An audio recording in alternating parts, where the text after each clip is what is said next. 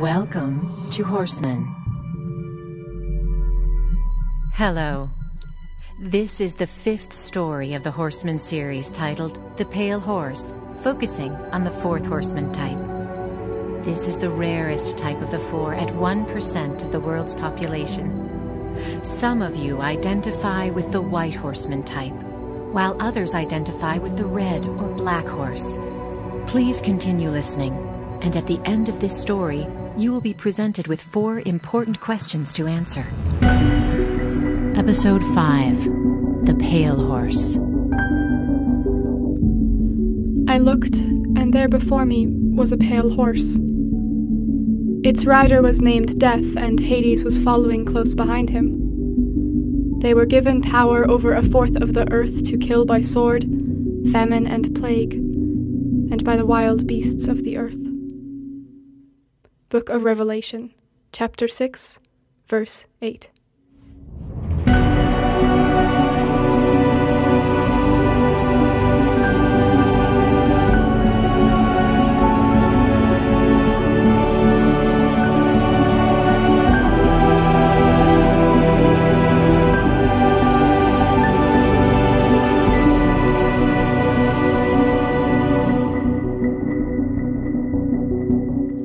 Hell is empty, and all the devils are here, was something Edna's mother occasionally said when she returned home from town.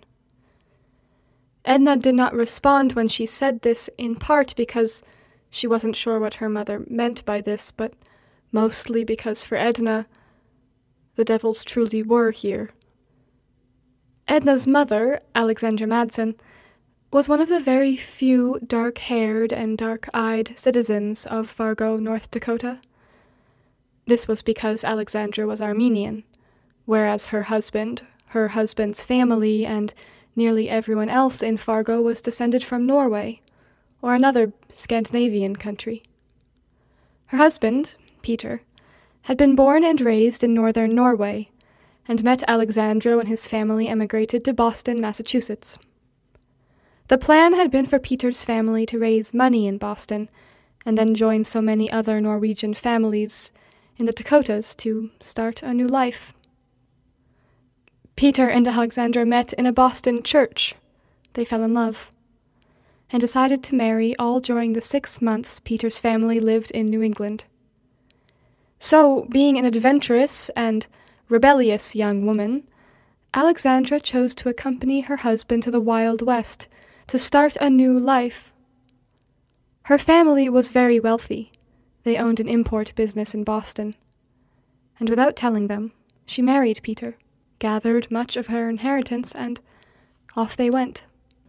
Her money afforded a sizable stake of land in North Dakota, and a few years later, paid for a house in town. Alexandra was not at all welcomed by the Norwegian women of Fargo. They had their little groups and clubs and events, and she was seldom invited to join in. But when spiritualism swept through the country, and curious men and women were suddenly looking for an opportunity to talk with deceased members of their families through seances guided by mediums, Alexandra finally had her chance to be included and possibly accepted by a select group of Fargo citizens. She had a direct line on someone who seemed to be able to communicate with the dead, her daughter. Edna Madsen was born in Fargo shortly after Alexandra and Peter arrived in 1892. She lived a happy early childhood in the sod hut they built on their farmland. And when they moved into the nice Victorian home in town, she was happy to have her own room that she could easily keep clean and organized. Cleanliness and order were an imperative for Edna. Years later, when she was sent to the state hospital, it was in part the filth that finally inspired her attempt to escape. She hated to leave her friends and the one nurse who seemed to care for her, but the chaos and lack of proper custodian was overwhelming.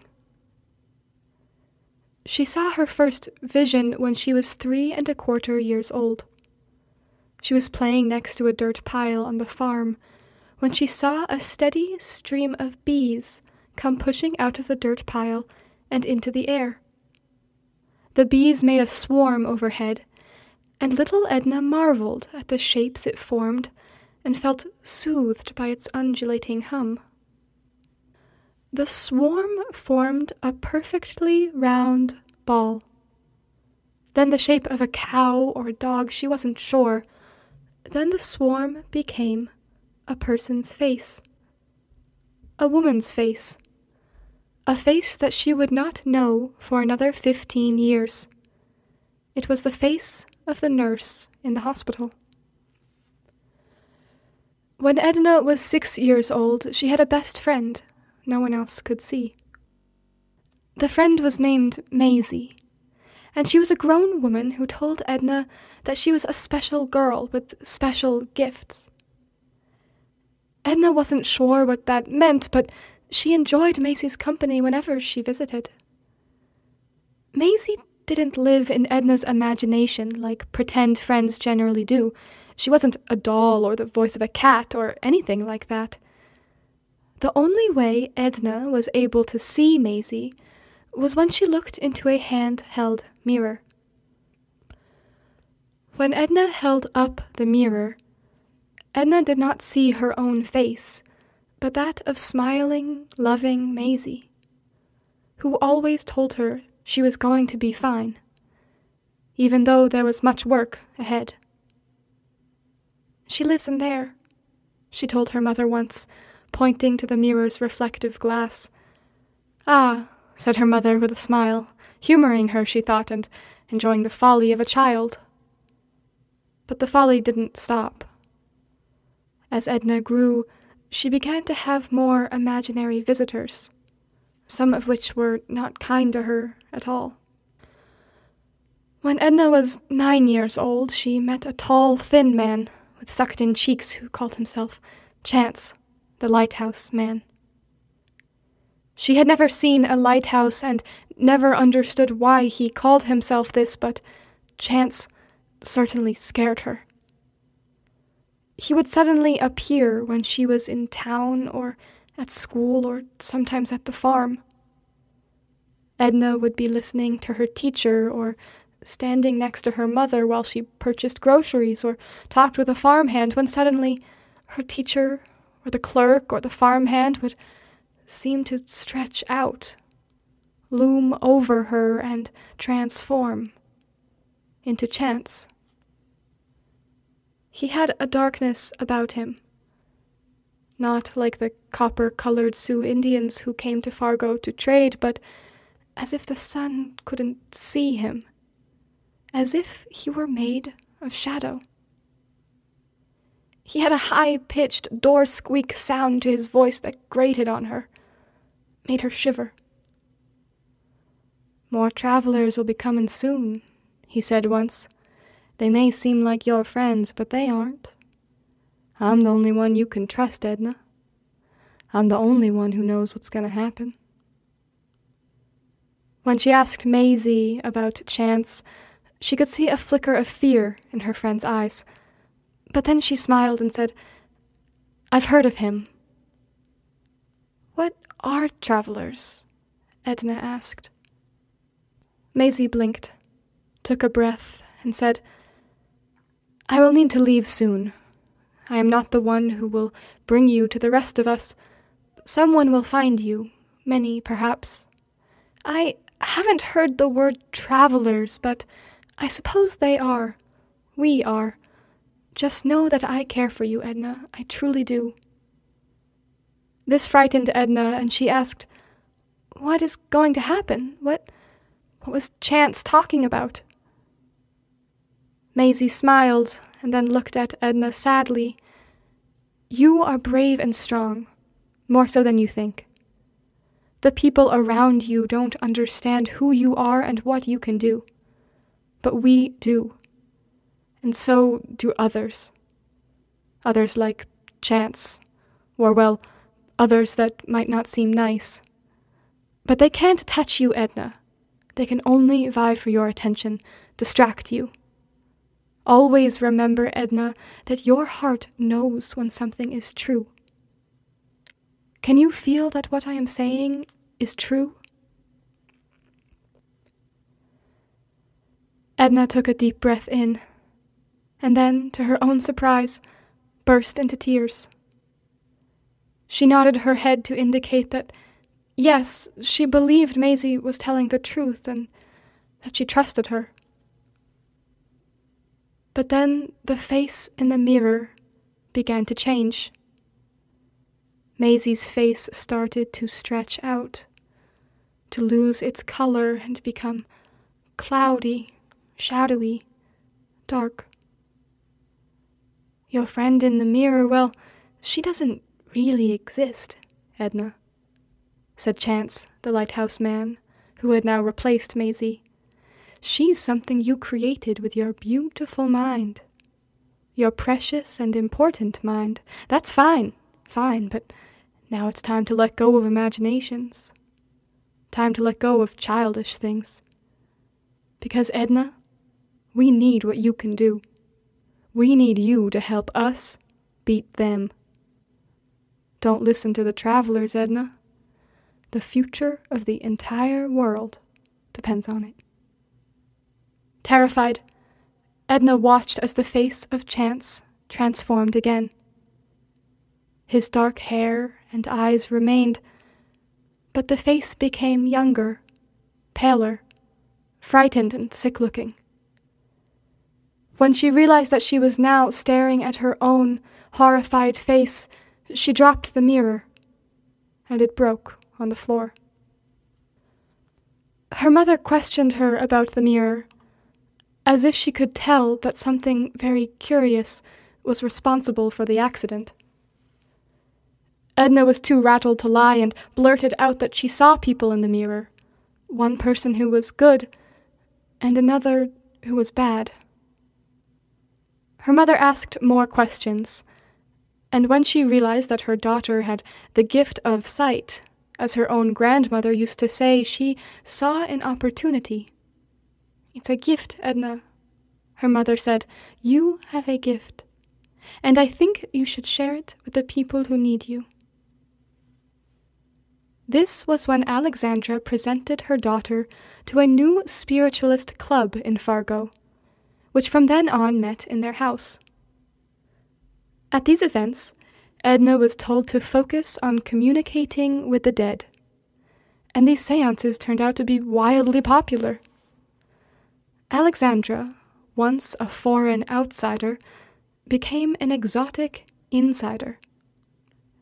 Edna did what her mother told her to do.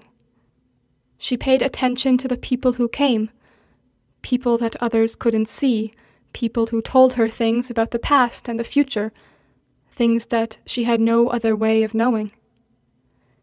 Mrs. Henderson's nephew Peter is going to join the army and become a hero, Edna said to the women who gathered. He just got the letter from the army, said Mrs. Henderson with wide eyes. How did you know that? My Edna can speak to the dead, explained Alexandra. This amazed and satisfied the women in the room. But Edna knew that it wasn't really true. At least it didn't feel true. No, these men and women who came to her, walked into the room and looked at her, told her what to say and when. They were not dead. They were travelers. One of them was a man who never showed his face. She could only hear him. He had an old voice, the broken voice of someone who had felt too much pain in his life.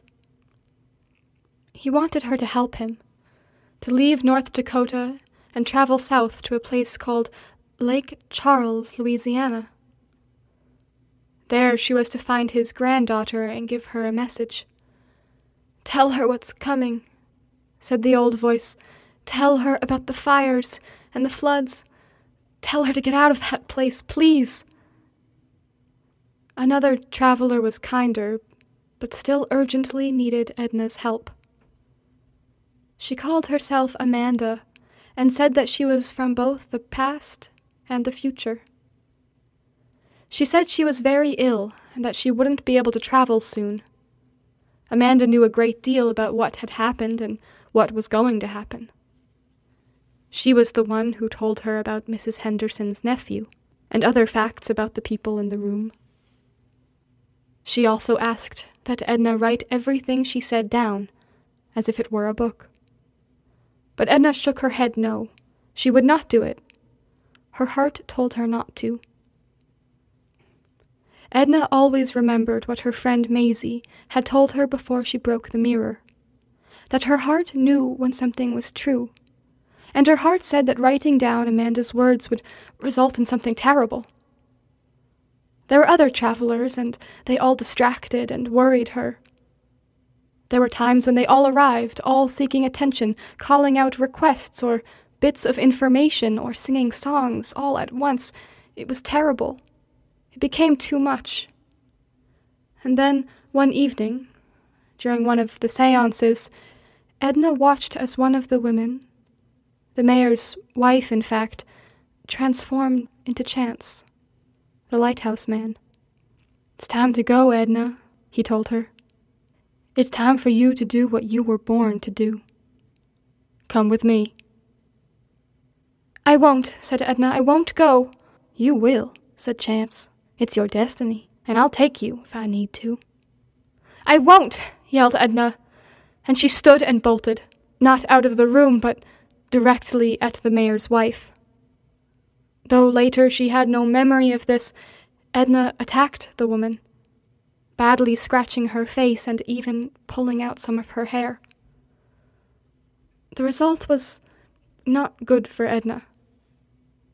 This assault led to a trial, and the trial led to a medical exam, and the exam brought her to the North Dakota State Hospital for the Insane.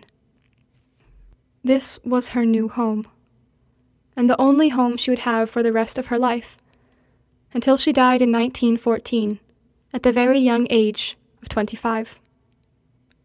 The circumstances of her death were curious and never fully investigated. Her doctors and most of the nurses said that her condition was worsening, that her hallucinations were increasing, and her experience of them was progressively more and more hysterical. The official conclusion was that the hysteria had become so overwhelming that she had essentially committed suicide. Though she was not found with anything around her neck, no rope or band of cloth or anything she could have made herself, they believed that she had died of self-inflicted suffocation. One nurse, however, did not believe this conclusion. In fact, she was fairly certain that Edna had died of a combination of over-medication and something far more spiritual in nature. This nurse believed that Edna had managed to shut down her physical body so that she could be more effective somewhere else, in a spiritual realm where her body would no longer be a hindrance. It's just that she went too far and never came back. This nurse was named Jane Larson. She was 59 years old when Edna died, and she had been Edna's primary nurse for nearly 4 years. When Edna met her for the first time, she recognized her face immediately as the very face the bees had formed in the sky when Edna was young. It was her. She was here, the one Edna had been waiting for.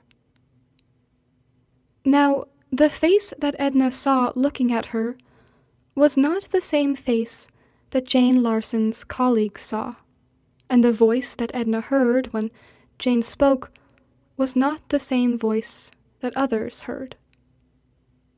Edna heard different words and received different messages from Jane than anyone else did, because Edna was seeing the face and hearing the voice of a traveler. While Jane Larson cared for Edna, helping her bathe and eat and get ready for bed, Edna was engaging in deep and important conversations with a traveler who had come to her from many miles away, and many years in the future. All the while Edna was being taken from her room to the commissary, to the hydrotherapy baths, to the medical ward, she was telling this traveler what she had learned from Chance and Maisie, and the countless others about what was coming, about the apocalypse that would begin in August of 2017, and how only the 4 horsemen would see the truth of this apocalypse. For by then, most of the world would be blind to it, unable to sense what was true anymore, asleep to the fundamental changes that were taking place around them. And the traveler she told all of this to, the one whose face Edna saw when she looked at the 19th century nurse, Jane Larson, was the face of Mindy Lamb. We hope you enjoyed this 5th story, The Pale Horse. Here are the 4 questions we would like you to answer. Note your answers, and the next steps will be given before Story 7, The Queen. We believe you will better understand the deeper intentions of this story after The Queen. Question 1. Which of the following beasts best represents who you are? The eagle, the lion, the horse, or the dragon? Question 2. Where is your true home? By the sea? In the city? A quiet place in nature? Or nowhere in particular? Question 3. What is most important to you?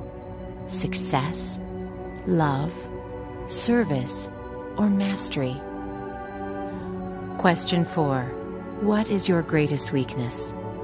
Fear, self-hatred, rage, or pride?